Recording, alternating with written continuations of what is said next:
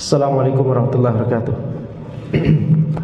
Alhamdulillahirabbil alamin, wassalatu wassalamu ala sayyidina Muhammadin wa ala alihi wa sahbihi ajma'in. Amma ba'd. Kita lanjutkan insyaallah pembahasan dari kitab Syarah Manhajis Salikin karya Syekh Al-Qusair hafizahullah taala, membahas kitab Manhajus Salikin karya Syekh As-Sa'di rahimahullah taala. Kita sampai pada bab salatil aidain, babu salatil aidain. Bab tentang salat Id, Idul Fitri dan Idul Adha. Amara Nabi sallallahu alaihi wasallam an-nasa bil khuruji ilaihima hatta al-awatik wal huyyat yashhadna al-khaira wa da'watal muslimin. Nabi Muhammad sallallahu alaihi wasallam memerintahkan memerintahkan para sahabat untuk keluar melaksanakan sholat Id sampai-sampai al-awatik. Al-awatik yakni para wanita yang belum menikah, para perawan. Wal huyyat, dan para wanita haid. Yashhadnal khair, mereka menyaksikan kebaikan, yakni sholat Id. Wa da'watal muslimin, dan seruan kaum muslimin. Wa ya'tazilul hayyat al-musalla, dan wanita haid itu menjauhi musalla. Musalla di sini maksudnya adalah tanah lapang tempat dilaksanakannya salat Id. Muttafaqun alaih. Ini adalah hadis yang muttafaqun alaih, diriwayatkan oleh Al-Bukhari dan Muslim. Akhrajahul Bukhari wa Muslim an Ummi Atiyah radhiyallahu anha, ya, dari Ummu Atiyah radhiyallahu anha. Wa fil hadis hathun li jami'il muslimin ala khuruji lil Id hatta man la tasihhu salatu minhu kal huyyat. Di dalam hadis ini ada motivasi untuk atau kepada seluruh kaum muslimin untuk keluar mengerjakan salat Id sampai-sampai orang-orang yang salatnya tidak sah. Yani seperti misalkan wanita haid. Wa inna ma yahdurna majma'al muslimin wa yasma'na al-khutbah wa yatazilna al-musalla wa yajlisna khalfa musallan nisa. Akan tapi mereka menghadiri tempat berkumpulnya kaum muslimin, mereka mendengarkan khutbah, mereka menjauhi musalla. Menjauhi maksudnya yakni bukan di tanah lapangnya itu sendiri, tapi di pinggirannya, begitu ya. Wa yajlisna khalfa musallan nisa, dan mereka duduk di belakang tempatnya para wanita. Jadi safnya wanita di mana? Nah, di belakangnya lagi itu adalah para wanita haid. Wal awatik jamu atik. Awatik itu jamak dari atik. Wahyal jariyah allati lam tatazawwaj. Al atik itu adalah perempuan, anak perempuan yang masih belum menikah. Wal ghalibu annal awatik la yakhrujna illa lil umuril muhimmah, dan kondisi yang ghalib, kondisi yang dominan di zaman Nabi Muhammad SAW adalah para awatik, para wanita perawan yang belum menikah itu tidak keluar rumah kecuali untuk keperluan yang penting. Wa qad istadalla al-Hanafiyah bihadzal hadithi ala anna salatal Id fardhu ain. Hanafiyah berdalil dengan menggunakan hadis ini bahwa salat Id itu adalah fardhu ain. Dari mana? Dari perintah Nabi Muhammad SAW untuk seluruh orang untuk menuju tanah lapang, bahkan wanita haid, padahal mereka tidak sah salatnya. Maka ini menunjukkan penekanan bahwa yakni ini berlaku untuk semua orang. Jadi semua orang wajib untuk salat Id. Itu berarti apa? Fardhu ain. Ini pendalilannya Hanafiyah. Wa dhahaba ilaihi Ibnu Taimiyah kama fil fatawa. Demikian pula Ibnu Taimiyah berpendapat dengan pendapat ini, pendapatnya Hanafiyah. Beliau lebih merajihkan pendapatnya mazhab Hanafi, yaitu salat Id itu adalah fardhu ain. Wa Syekh As-Sa'di kama fil ikhtiyarat al-jaliyah. Dan juga Syekh Sa'di rahimahullah dalam al-ikhtiyarat al-jaliyah bisa kita lihat ikhtiyaratnya Syekh Sa'di, ya, pendapat-pendapat pilihannya Syekh Sa'di. Wastadalla aidan biqaulihi ta'ala fasalli li rabbika wanhar. Demikian pula mereka, yakni Hanafiyah, kemudian Ibnu Taimiyah, kemudian Syekh As-Sa'di, mereka berdalil juga dengan firman Allah Subhanahu wa taala, fasalli li rabbika, salatlah kalian, salatlah engkau ya Muhammad kepada Rabbmu, wanhar, kemudian sembelihlah. Yani sembelihlah hewan. Ini dalam konteks Idul Adha. Ya, sembelihlah yakni ibadah kurban. Dan di sini ada perintah fasholli li rabbik. Salatlah engkau kepada Rabbmu. Maka ini perintah, dan hukum asal perintah adalah menunjukkan hukum wajib. Ya, makanya mereka berpendapat salat Id itu hukumnya fardu ain. Wa bi mudawamatin Nabi sallallahu alaihi wasallam wal khulafa'ir rasyidin 'alaiha. Dan karena Nabi Muhammad sallallahu alaihi wasallam dan para khulafa'ir rasyidin itu selalu melaksanakan salat Id. Ya, tidak pernah ketinggalan. Sehingga ini menunjukkan, mengisyaratkan hukum fardu ain, kata Hanafiyah dan para ulama yang memilih pendapat sesuai dengan pendapat mereka. Wa qala al-Hanabilah innaha fardu kifayah. Akan tapi ulama Hanabilah mereka berpendapat bahwa salat Id itu adalah fardu kifayah. Wa dhahaba al-Malikiyah wa Syafi'iyah ila annaha sunnah. Akan tapi Malikiyah dan Syafi'iyah berpendapat ini hukumnya adalah sunnah. Kalau ana pribadi cenderung pada pendapat fardu kifayah. Taib. Kemudian kita lihat wa waqtuha min irtifa'is syams qidarumhil ila zawal. Waktu salat Id itu adalah dari terbitnya matahari sampai setinggi galah ila zawal, hingga waktu zawal, waktu masuknya salat zuhur. Itu waktu salat Id. Dan kita ingat kembali di pembahasan salat Jumat, kita telah membahas pendapat pertama di mazhab Hambali bahwa salat Jumat itu diawali waktunya dari waktu mengerjakan salat Id. Akhirnya diakhiri dengan akhir waktu salat zuhur. Akan tapi pendapat jumhur, dan itu yang kita lebih cenderung, pendapat jumhur adalah salat Jumat itu dari waktu zawal, yakni masuknya waktu zuhur, sampai akhir waktu zuhur. Jadi kalau pakai pendapatnya Hanabilah bisa salat Jumat jam 8 pagi. Ya. Baik. Akan tapi itu sudah lewat pembahasannya, kita balik lagi. Sekarang salat Id dari ketika matahari sudah naik hingga setinggi galah sampai waktu zawal. Waktu salatul Id min irtifa'is syams qidarumhin li'annahu sallallahu alaihi wasallam kana yakhruju ila al-Id idza irtafa'atis syams. Waktu salat Id itu diawali dari ketika matahari sudah naik setinggi galah. Kenapa? Karena Nabi Muhammad sallallahu alaihi wasallam setiap keluar salat Id, beliau selalu keluarnya ketika matahari itu sudah naik setinggi galah. Fa'an Humair Ar-Rahabi qala kharaja Abdullah bin Busr sahibu Rasulillah sallallahu alaihi wasallam ma'an nasi fi yaumi Idul Fitrin aw Adha. Yani Abdullah bin Busr, salah satu sahabat Rasulullah sallallahu alaihi wasallam, keluar bersama orang-orang pada hari Idul Fitri atau Idul Adha, fa'ankara itta'al imam. Kemudian beliau mengingkari terlambatnya imam salat Id. Faqala inna kunna qad faragna sa'atan hadhihi. Beliau berkata bahwa ini kami dulu jam segini sudah selesai salat Id. Ini bahkan belum dimulai. Wa dzalika hina tasbih, dan pada saat itu adalah waktunya ketika tasbih. Waktu tasbih yakni ketika waktu sudah siang, sudah mulai terik. Jadi ketika matahari sudah naik. Ya.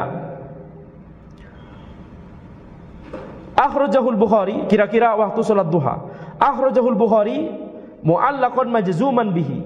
Al-Bukhari meriwayatkan secara mu'allaq dan akan tapi secara majzum. Apa yang dimaksud dengan dua istilah ini?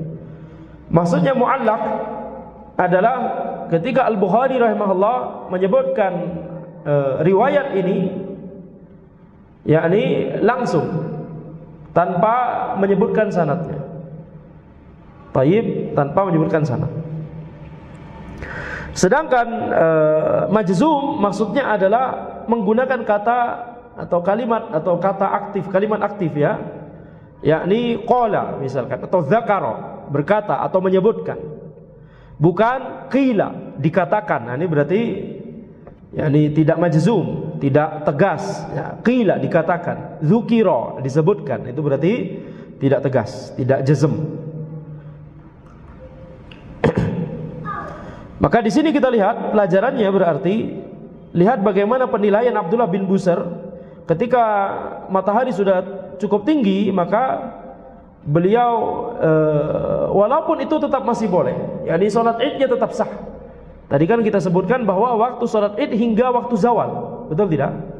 Sholat idnya sah, akan tetapi yang dikritisi oleh sahabat Abdullah bin Busr radhiyallahu anhu pada saat itu adalah karena ini kurang afdol, kurang utama. Yang lebih utama adalah menyegerakan. Wa Abu Dawud wa Ibnu Majah, demikian pula riwayat ini diriwayatkan oleh Abu Dawud dan Ibnu Majah. Wa qala an-Nawawi fil Khulasah isnaduhu sahih ala syarti Muslim. An-Nawawi rahimahullah berkata, sanadnya sahih sesuai dengan syarat Muslim. Wa amma nihayatul waqti fa huwa zawal. Adapun akhir dari waktu zuhur, waktu salat Id itu adalah awal waktu zuhur. Lima rawa Abu Umair bin Anas an umumah lahu minal ansar.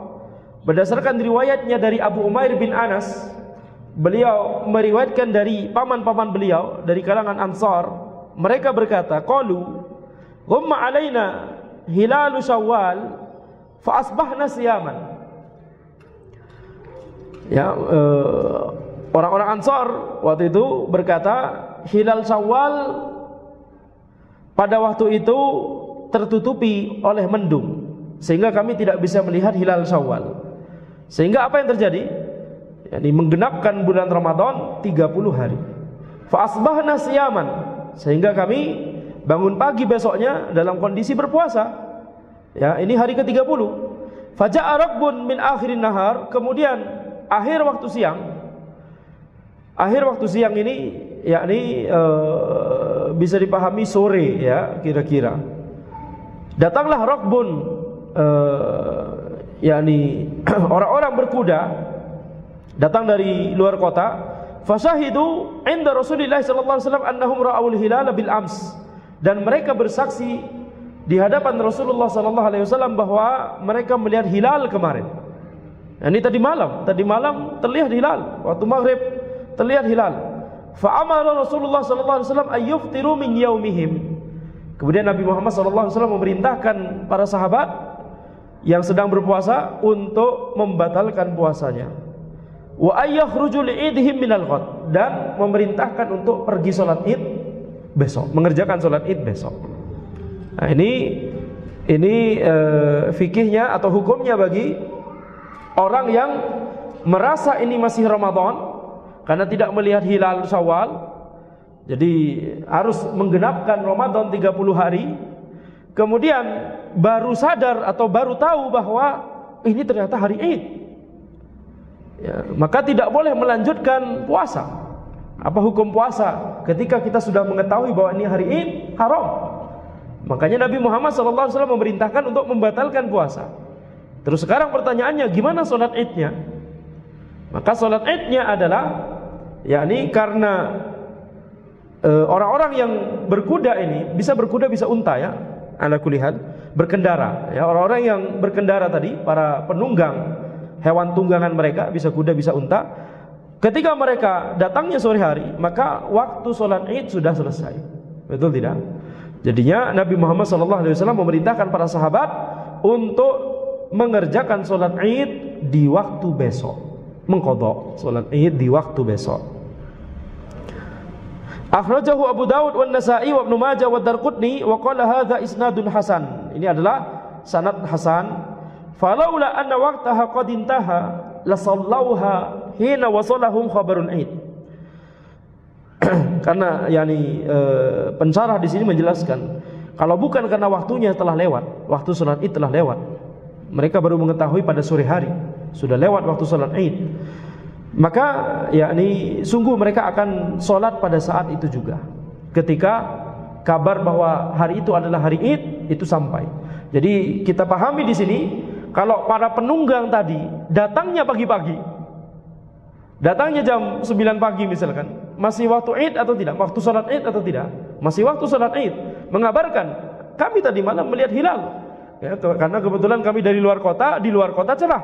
Di sini di Madinah mendung tadi malam begitu ya. Kemarin maghrib, kemarin petang, sore.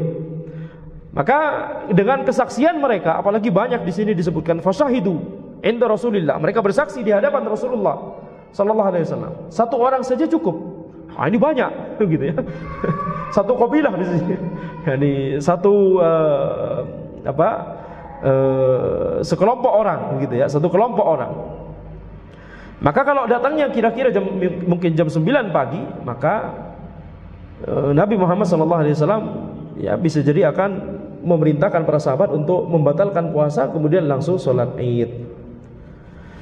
Taib. Kemudian wasunnah fi'luha fi sahra. Sekarang penulis akan menyebutkan sunnah-sunnah sholat Id.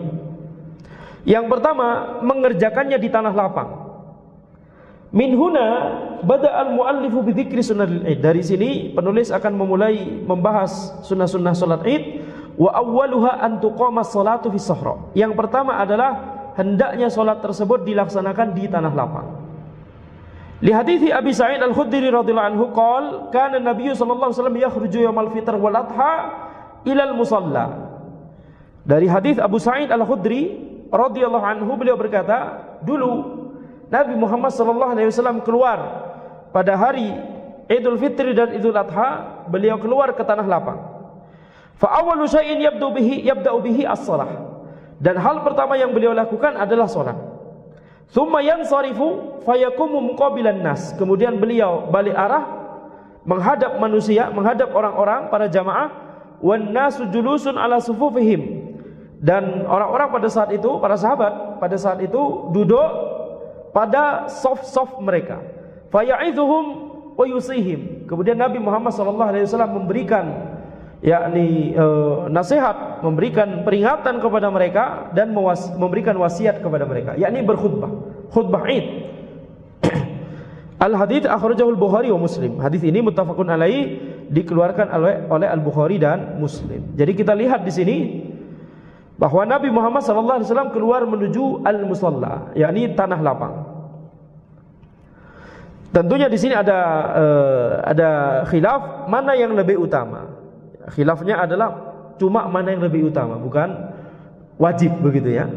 Yani apakah wajib di tanah lapang? Tidak juga. Kalau mau di masjid ya tidak masalah. Misalkan hujan misalkan gitu ya.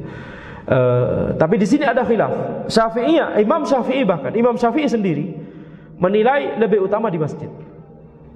Menilai lebih utama di masjid. Argumentasi beliau adalah karena di Masjidil Haram salat Id dilaksanakan di Masjidil Haram.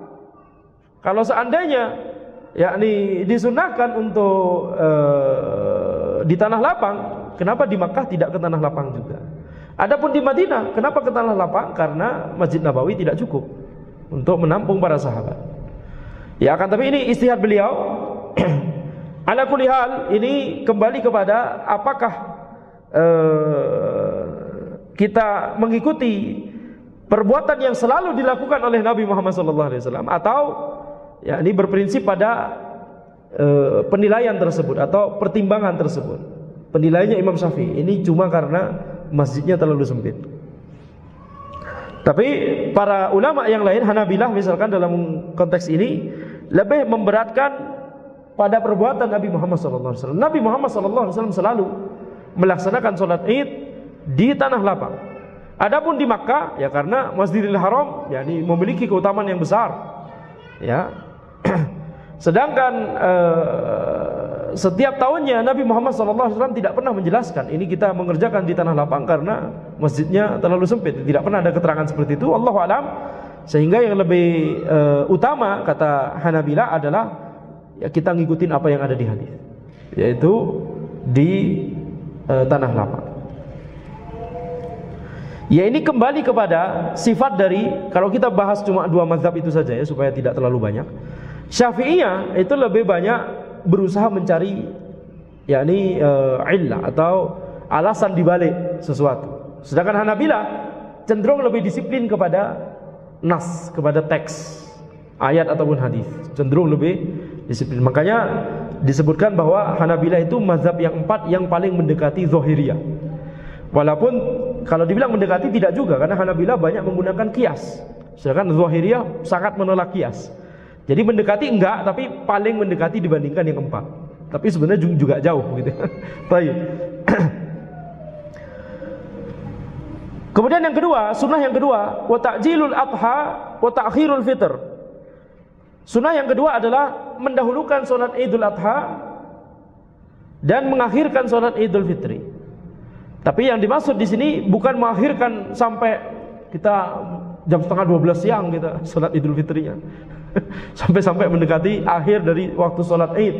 Kapan akhir waktu sholat Id? Waktu zawal, masuknya azan zuhur gitu ya. Sholat Idnya kita setengah jam sebelum azan zuhur. Di tanah lapang. Masya Allah. Baik. Bukan itu yang dimaksud, akan tapi maksudnya adalah karena tadi kita mengetahui dari Abdullah bin Busr, sahabat Nabi Muhammad SAW, menilai bahwa ini jangan sampai terlalu siang. Jadi mengakhirkan, akan tapi jangan sampai matahari terlalu tinggi. Lima ruya anna Nabiya SAW kataba ila Amr bin Hazm. Berdasarkan riwayat bahwa Nabi Muhammad SAW menuliskan surat kepada Amr bin Hazm radhiyallahu anhu, an ajlil adha wa akhiril fitr. Ya, dahulukanlah salat Idul Adha, percepatlah salat Idul Adha dan akhirkanlah salat Idul Fitri. Wa dzakkirin nasa, akhrajahu al-Syafi'i wal Baihaqi wa qala lam ara lahu aslan fi hadithi Amr bin Hazm. Wa dzakirin nas, yakni berikan peringatan kepada manusia. Nah, hadis ini diriwayatkan oleh Asy-Syafi'i, kemudian Al-Baihaqi, dan Al-Baihaqi berkata, aku tidak melihat asal pada hadis ini, pada hadis Amr bin Hazm. Jadi beliau menilai lemah.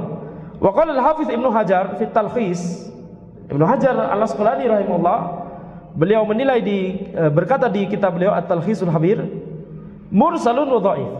Ini adalah hadis mursal dan hadis yang lemah. Wa yadullu ala istihbab ta'jil hadis Abdullah bin Busr al-mutaqaddam. Akan tapi telah disebutkan tadi bahwa disunahkan untuk mempercepat salat Id itu dari hadis Abdullah bin Busr yang telah dibahas tadi. Sahabat yang mengkritisi ini kenapa imamnya terlambat datang untuk mengerjakan sholat Id, untuk memimpin sholat Id. Fahuwa syahidun li hadzal hadis. Maka hadis itu memperkuat hadis yang diriwayatkan oleh Amr bin Hazm ini. Baik. Jadi itu sunnah yang kedua. Sunnah yang pertama dikerjakan di tanah lapang. Sunnah yang kedua mengawalkan sholat Idul Adha, agak mengakhirkan sholat Idul Fitri. Kemudian sekarang sunnah yang ketiga, wal fitru fil fitri khassatan qabla sholati bitamratin witra. Yakni al fitru fil fitri. Apa yang dimaksud al fitru fil fitri? Al fitr fil fitr. Maksudnya adalah makan sebelum mengerjakan sholat Idul Fitri, khusus untuk sholat Idul Fitri. Tidak disunahkan untuk sholat Idul Adha, jangan makan dulu. Adapun untuk sholat Idul Fitri disunahkan makan terlebih dahulu sebelum sholat dengan kurma yang jumlahnya ganjil. Ay yaqta'u ala witrin bi ay ya'kula thalathan aw khamsan aw sab'an. Yakni memakan kurma jumlahnya ganjil, bisa 3, bisa 5, bisa 7. Wa hakadha. Li hadithi Anas qala kana Rasulullah sallallahu alaihi wasallam la yaghdu yaumal fitri hatta ya'kula tamrat wa ya'kulahunna witra. Rasulullah SAW itu tidaklah berangkat sholat Idul Fitri kecuali beliau itu makan kurma terlebih dahulu dan beliau memakannya dalam jumlah yang ganjil. Akhrajahul Bukhari, dikeluarkan oleh Al-Bukhari, illa anna qawlahu wa ya'kulahunna witra akhrajaha mu'allaqatan. Kecuali bahwa Al-Bukhari terkait perkataan wa ya'kulahunna witra, beliau sallallahu alaihi wasallam memakan kurma dalam jumlah ganjil. Ini disebutkan oleh Al-Bukhari secara mu'allaq. Sama-sama di Sahih Bukhari, akan tetapi bukan di hadis yang ada nomornya.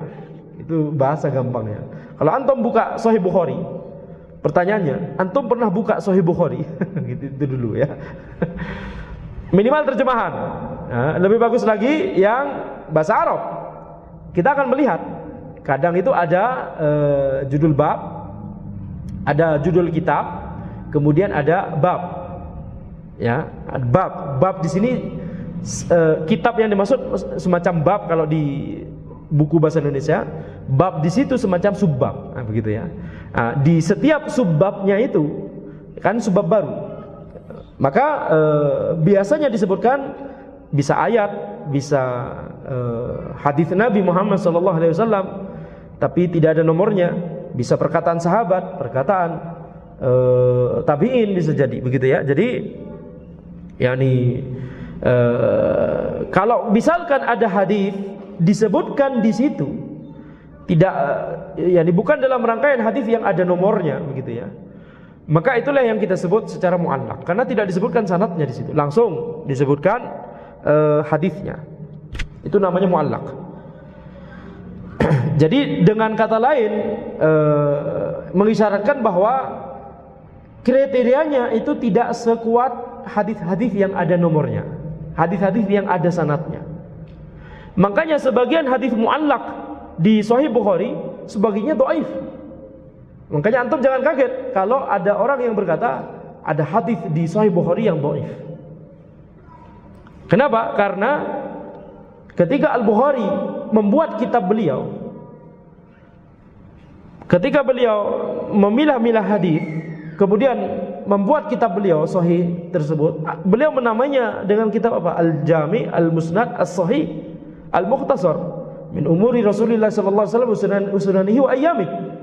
Kitab ini diberi nama oleh Al-Bukhari rahimahullah, judulnya adalah Al-Jami', yaitu kitab yang mengumpulkan hampir seluruh bab, Al-Musnad yang bersanad, As-Sahih yang sahih. Jadi diklaim oleh Al-Bukhari yang sahih itu adalah yang bersanad, yang sesuai dengan standar ana, kata Al-Bukhari, yang ana tuliskan sanadnya. Kalau tidak dituliskan sanadnya, apalagi dengan kalimat pasif, qila, dikatakan bahwa, dzukira, disebutkan bahwa, atau ruwiya, diriwayatkan dari Nabi sallallahu alaihi wasallam, diriwayatkan, bukan rawa Abu Hurairah, nah, misalkan begitu ya.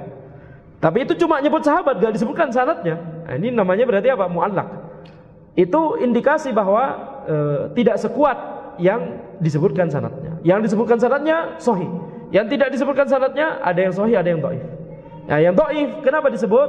Untuk memperkuat dalil saja, pendalilan, memperkuat pendalilan. Taib. Tetapi dalil utamanya bukan hadis yang dhaif itu, hadis yang sahih, yang lainnya, begitu ya. Taib. Jadi di sini kita lihat untuk bagian frase wa ya'kulahunna witra, Nabi Muhammad SAW makan kurma tersebut dalam jumlah yang kecil, itu disebutkan di Sahih Bukhari secara mu'allaq. Jadi khusus untuk frase tersebut, tingkat kesahihannya, tingkat kekuatannya gitu ya, di bawah dari kalimat sebelumnya yang itu disebutkan di hadis yang ada nomornya di Sahih Bukhari. Jadi judul Sahih Bukhari itu ringkasan. Judul aslinya panjang, Al-Jami' Al-Musnad As-Sahih Al-Mukhtasar min umuri Rasulullah sallallahu alaihi wasallam sunanihi wa ayyami. Al-Jami', kitab yang mengumpulkan hadis-hadis dalam bab-bab yang sebagian besar bab dalam Islam. Al-Musnad yang bersanad, As-Sahih yang sahih, Al-Mukhtasar yang ringkas. Min Al-Mukhtasar min umuri Rasulullah sallallahu alaihi wasallam, dari perkara-perkara Rasulullah sallallahu alaihi wasallam, wa sunanihi, dan sunnah-sunnah beliau, wa ayyami, dan hari-hari beliau. Ini sirah. Ini maksud sirah. Jadi itu judul lengkapnya. Tapi kemudian diringkas supaya tidak begitu panjang gitu ya. Antum jangan kemudian ke toko kitab, ana mau beli kitab Al-Jami' Al-Musnad As-Sahih Al-Mukhtasar min umuri Rasulillah sallallahu alaihi wasallam, belum selesai. Min umuri Rasulillah sallallahu alaihi wasallam. Jangan. Orangnya enggak paham apa kitab apa itu? Sahih Bukhari. Gitu. Baik. Kemudian kita lihat di sini, wa dzakara Ibnu Hajar annahu wasalah al-Bukhari fi Tarikhil Kabir wa Ibnu Khuzaimah fi Sahihi wal Ismaili fi Mustakhrajihi. Ibnu Hajar berkata bahwa Al-Bukhari menyambung sanadnya, yakni menyebutkan sanadnya secara lengkap di kitab beliau yang lain, At-Tarikhul Kabir, Ibnu Khuzaimah di Sahih Ibnu Khuzaimah, dan Al-Ismaili di Mustakhraj, kitab beliau Mustakhraj. Amma fi Idul Adha fa yusannu alla ya'kula hatta yarji'a fa ya'kula min udhiyatihi. Adapun untuk Idul Adha, maka disunahkan untuk tidak makan sebelum salat Id. Karena disunahkan baginya untuk makan setelah dia kembali dari salat Id, makan dari kurbannya. Li hadits Buraidah qala kana Nabi sallallahu alaihi wasallam la yakhruju yaumal fitr hatta yat'am wa la yat'amu yaumal adha hatta yusalli. Ini berdasarkan hadis Buraidah bahwa beliau berkata, dulu Nabi Muhammad sallallahu alaihi wasallam tidaklah keluar pada hari Idul Fitri sampai beliau makan. Dan beliau tidak makan pada hari Idul Adha sampai beliau sholat. Jadi makannya baru setelah selesai sholat untuk Idul Adha. Akhrajahu Tirmidzi wa Ibnu Majah wa qala Tirmidzi hasan gharib. Tentunya ini sunnah ya.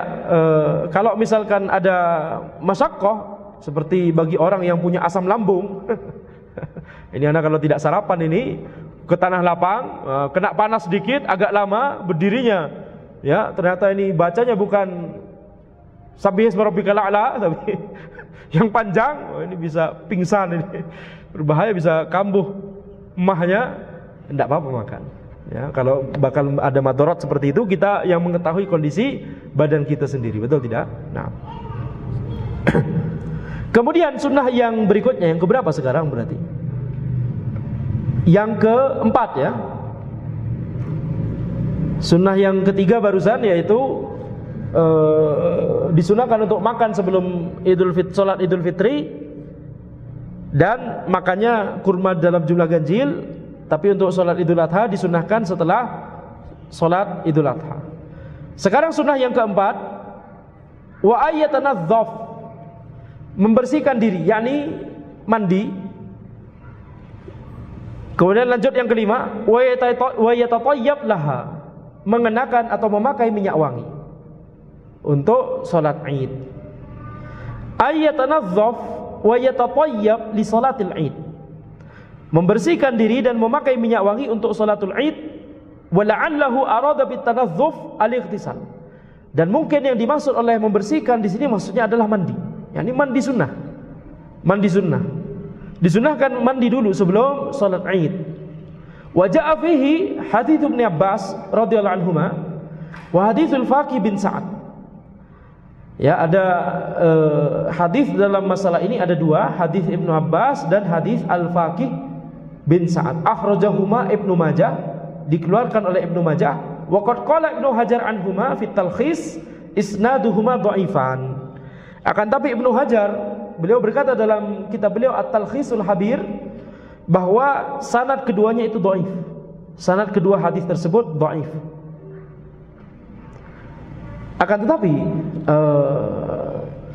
walaupun hadis yang menyebutkan mandi dan memakai minyak wangi secara khusus dhaif, akan tapi yakni ada hadis yang lain. Ya, ada hadis yang lain, dan kita juga bisa menggunakan kias. Kias, yakni kias dengan sholat Jumat. Sebagaimana disunahkan mandi sunnah sebelum sholat Jumat, demikian pula mandi sunnah sebelum sholat Id.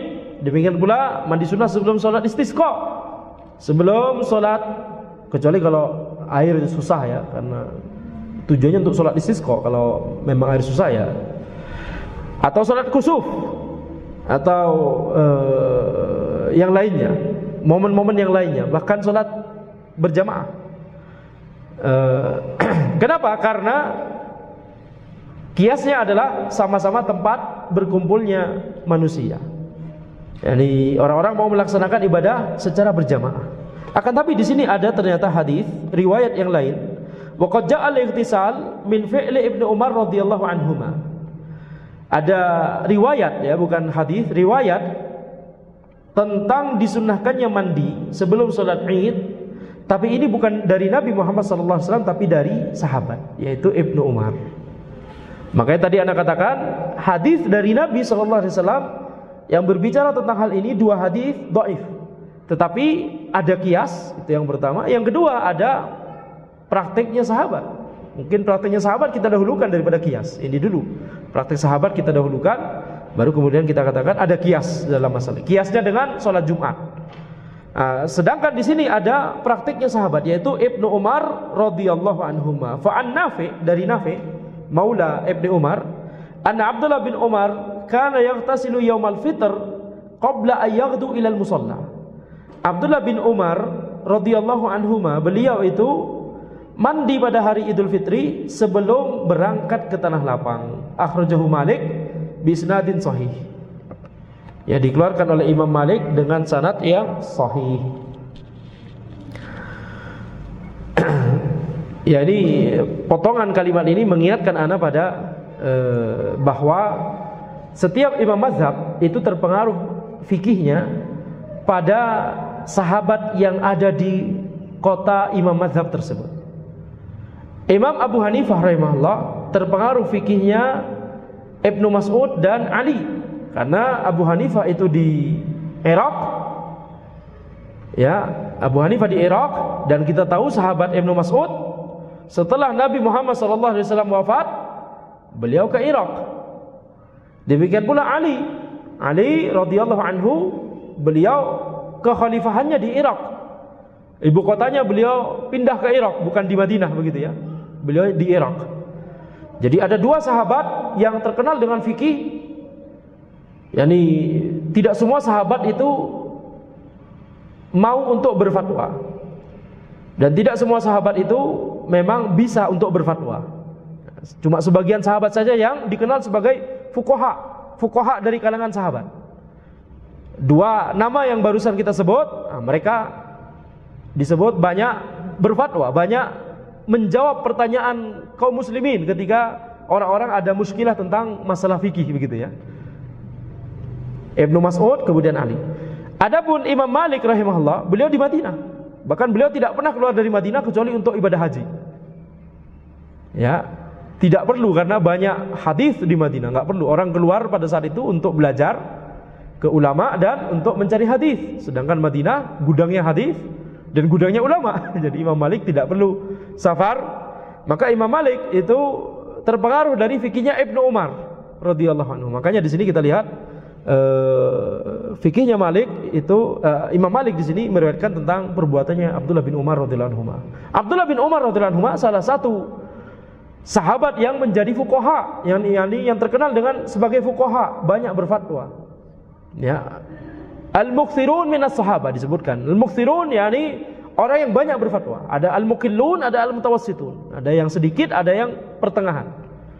Yang sedikit mungkin ada fatwanya cuma 1 atau 2. Pertengahan mungkin ya, kalau dikumpulkan fatwanya sekitab tipis begitu ya, tipis. Tapi kalau yang al-mukthirun, ulama-ulama yang banyak fatwanya, bisa berjilid-jilid fatwanya, sahabat. Maka Abdullah bin Mas'ud, Ali, Abdullah bin Umar. Adapun fikih Syafi'i itu banyak kepada Abdullah bin Abbas. Kenapa? Asy-Syafi'i asalnya Makkah, Abdullah bin Abbas Makkah. Walaupun tentunya kita mengetahui Imam Syafi'i setelah itu berguru kepada Imam Malik, kemudian banyak berdiskusi dan berdebat dengan salah satu muridnya Imam Abu Hanifah, yaitu Muhammad Asy-Syaibani di Irak. Jadi Imam Syafi'i rahimahullah, beliau mengetahui bahwa sumber ilmu di zaman ini setelah Makkah adalah Madinah karena ada Imam Malik, dan Irak karena ada madrasahnya Imam Abu Hanifah. Imam Abu Hanifahnya sudah meninggal dunia, akan tapi ada murid-muridnya, Abu Yusuf dan Muhammad Asy-Syaibani. Nah, Imam Syafi'i safar ke Madinah, kemudian safar ke Irak. Adapun Imam Ahmad, nah ini Imam Ahmad adalah, kata para ulama, imam mazhab yang paling banyak safar, paling banyak kemana-mana untuk mencari hadis, untuk belajar. Beliau berguru kepada Imam Syafi'i, beliau berguru kepada banyak sekali, yakni para ulama hadis dan fuqaha. Sehingga itu mengapa Imam Ahmad adalah imam mazhab yang paling banyak perbendaharaan hadisnya dan paling banyak mengetahui tentang perkataan sahabat dan perbuatan sahabat dan perkataan tabi'in. Baik. Itulah imam mazhab kita ya, semuanya sama-sama berusaha untuk mencari al-haq, tapi kebenaran tidak terbatas pada salah satu dari mereka saja. Baik. Karena itulah sifatnya manusia ya, tidak sempurna. Nah, kemudian sekarang kita lanjut. Wastihbabul ightisal wat-tib lil 'id kastihbabul ightisal wat-tib lil jum'ah. Nah, ini yang telah ana sebutkan tadi. Disunahkannya mandi dan memakai minyak wangi untuk sholat Id itu seperti disunahkannya mandi dan memakai minyak wangi untuk sholat Jumat. Jadi setiap ada momen di mana berkumpul dengan manusia, yakni sholat berjamaah, baik itu sholat Jumat atau sholat Id atau sholat kusuf atau bahkan sholat berjamaah 5 waktu, maka disunahkan untuk supaya kita memperhatikan badan kita. Kalau mandi sampai 5 kali untuk sholat berjamaah tentunya berat, betul tidak? Tapi minimal maksudnya kita memperhatikan bersihnya badan kita, pakaian kita, jangan ada bau yang menyengat begitu ya.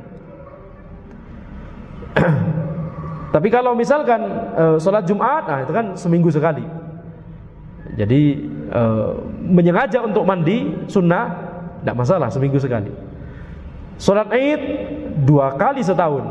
Nah, menyengaja untuk mandi sebelum sholat Id itu juga adalah sesuatu yang sunnah.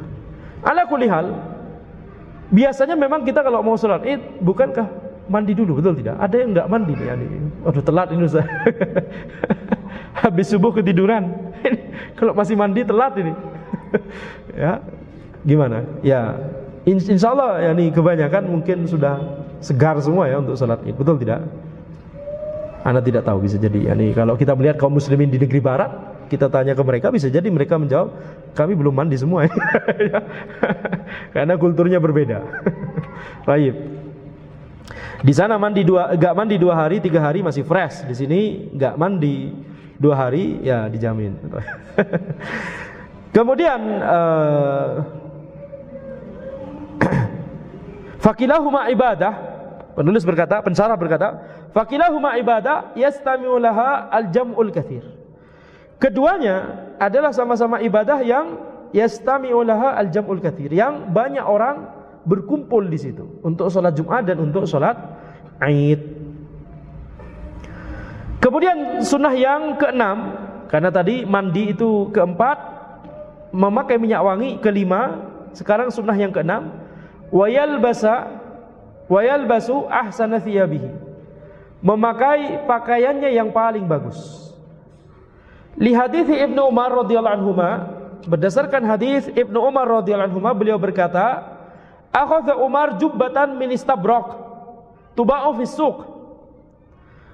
Umar itu mengambil jubah dari sutra tuba'u fis suq, yang dijual di pasar.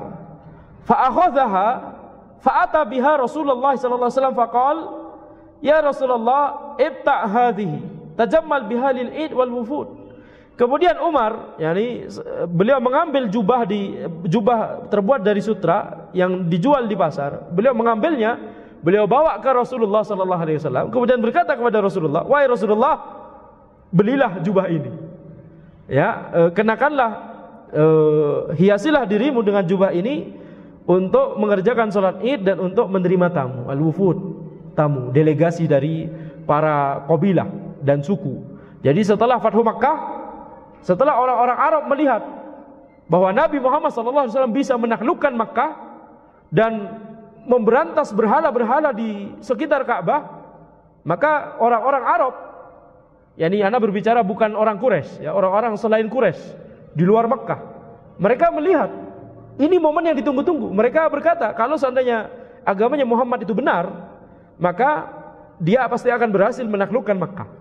Tapi kalau salah, kita mengingat kejadian 40 tahun, 50 tahun yang lalu. Apa? Pada saat tahun gajah, ketika ada orang yang di atas kebatilan ingin berusaha menaklukkan Makkah, apa yang terjadi? Dibinasakan oleh Allah Subhanahu wa taala. Jadi semua orang menunggu. Makanya beda antara keimanan orang yang masuk Islam sebelum Fathu Makkah dan setelah Fathu Makkah. Karena setelah Fathu Makkah ada ciri atau tanda yang jelas ini al-haq. Sedangkan sebelum Fathu Makkah tidak ada, betul tidak? Ya tentunya Al-Quran itu sendiri atau mukjizat langsung dari Rasulullah SAW, Isra Mi'raj, belah bulan tentunya, betul tidak? Tapi maksud ana, yakni Fathu Makkah itu penentu sekali. Karena ini terkait dengan Baitullah. Makanya orang-orang Arab ketika setelah Nabi Muhammad SAW menghancurkan berhala-berhala di sekitar Ka'bah, berhala itu kan dianggap sebagai perantara kepada Allah, betul tidak? Orang-orang kafir Quraisy menilai berhala itu adalah perantara kepada Allah, bukan menilai berhala itulah Tuhan mereka, bukan. Mereka tidak sebodoh itu. Mereka menilai ini cuma perantara kepada Allah. Kita kalau mau doa kita diijabah oleh Allah, maka kita harus baik-baikin ini berhala, gitu ya. Ini perantara kita. Kita nggak bisa berdoa langsung kepada Allah. Itu keyakinan mereka. Ya, jadi ketika orang-orang kafir Quraisy tersebut yakni kemudian melakukan segala macam hal-hal yang merupakan ibadah diarahkan kepada berhala-berhala tersebut, seperti berikan sesajen, menyembelih, tabarruk, mencari keberkahan dan seterusnya. Akhirnya apa? Akhirnya mereka terjatuh pada kesyirikan, mengarahkan ibadah kepada selain Allah, kepada berhala tersebut. Baik. Nah sekarang ketika Fathu Makkah sudah terjadi, kemudian Nabi Muhammad SAW sudah kembali ke Madinah, maka berbondong-bondong ya orang-orang dari suku dan kabilah Arab mengirimkan delegasi mereka ke Nabi Muhammad SAW. Dalam rangka apa? Dalam rangka untuk menyatakan bahwa mereka masuk Islam dan dalam rangka untuk menuntut ilmu. Ya, makanya di antara delegasi yang datang itu menanyakan apa yang diperintahkan oleh Allah kepada kami. Kemudian bertanya, minta fatwa kepada Nabi Muhammad SAW. Intinya, yakni menuntut ilmu, gitu ya. Bertanya kepada Rasulullah SAW apa yang harus mereka lakukan atau apa yang dilarang untuk mereka lakukan. Maka Umar radhiyallahu anhu mengambil jubah terbuat dari sutra yang dijual di pasar. Beliau ambil, dibawa ke Rasulullah SAW. Ya Rasulullah, antum harus beli ini. Maksudnya coba bayangkan, ini kalau bukan Umar mungkin sudah dilarang oleh yang punya toko. Untuk mau bawa kemana ini? Umar mengambil itu, dibawa ke Rasulullah. Ya Rasulullah, beli. Ya, jadi meminta beliau beli, bukan membelikan. Beda. Ini dibawa, kemudian ya Rasulullah, iftah hadza. Yani belilah ini untuk antum berhias diri untuk sholat Id dan untuk menerima tamu, menerima delegasi, tamu delegasi dari suku dan kabilah. Faqala lahu Rasulullah sallallahu alaihi wasallam, "Inna ma hadhihi libasu man la khalaqa lahu." Rasulullah sallallahu alaihi wasallam kemudian menjawab, ini adalah pakaiannya orang yang tidak mempunyai bagian sama sekali di akhirat. Kenapa? Dari sutra. Tentunya ini konteksnya untuk laki-laki.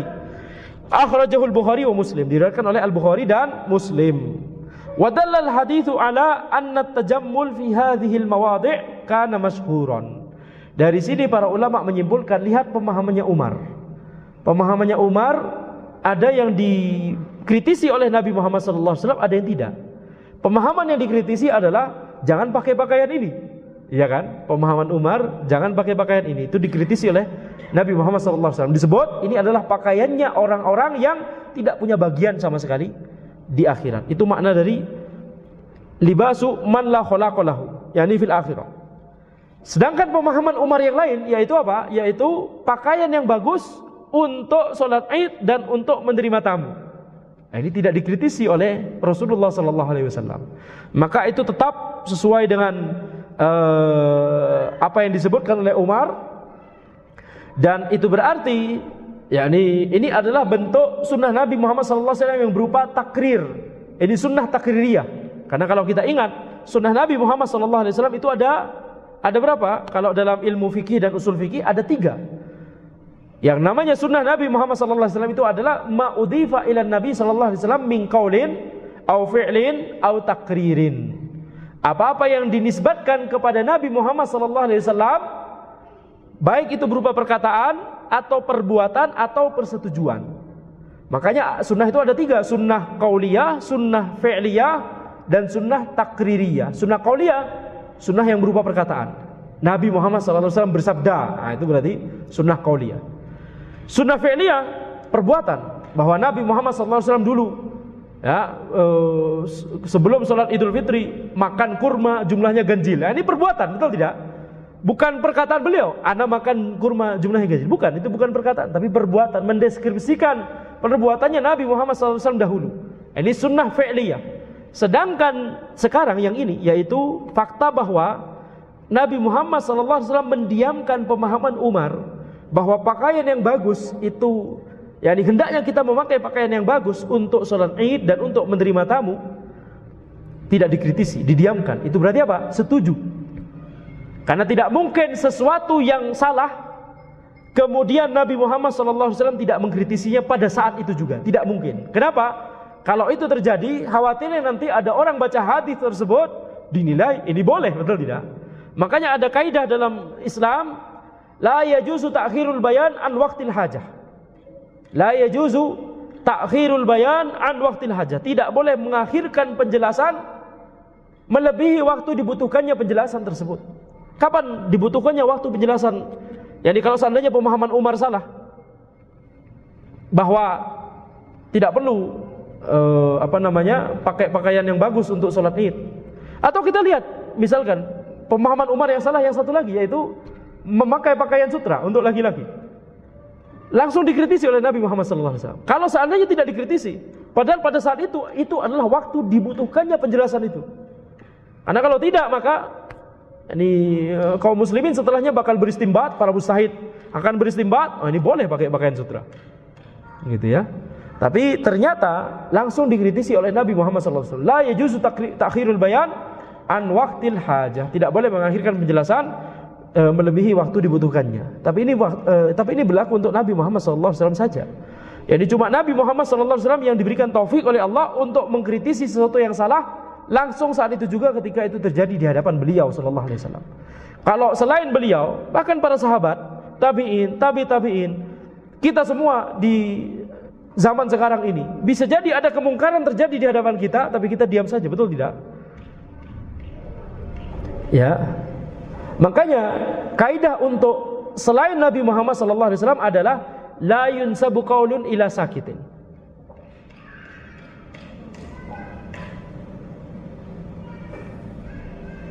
La yajuzu akhiru bayan wa tilhaja walakin